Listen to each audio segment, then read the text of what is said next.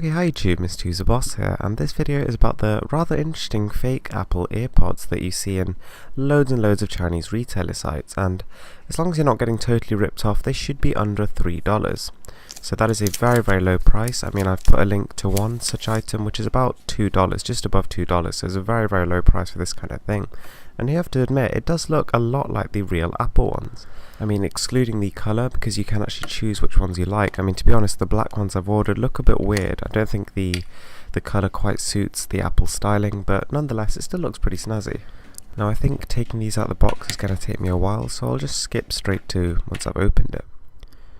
Right, so I know I've actually sort of tested the earphones. I've used them for about 2-3 hours now, and I have to say I really like them.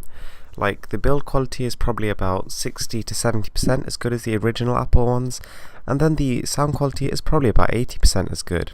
So considering that, and then considering that the price is about 5% of the originals, this is actually a really cool thing. So yeah, it's pretty much a one-to-one replica. The cable feels okay and doesn't actually make any noise when you move around. Now, I did have a couple of issues. First one was with the remote. First of all, the buttons are not particularly nice, and second of all, the volume control doesn't work on Android. However, the middle button does still work, although it's not exactly a very pleasant one to press.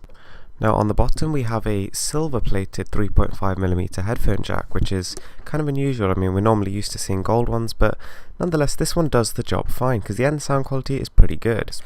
So I have to say, it did make this kind of weird crackling noise when I actually inserted it, but once it was in all the way, everything was fine. So yeah, these are actually a really cool piece of kit. If you actually need some earphones, bear in mind that these don't isolate particularly well, but for the price, the actual sound quality is surprisingly good.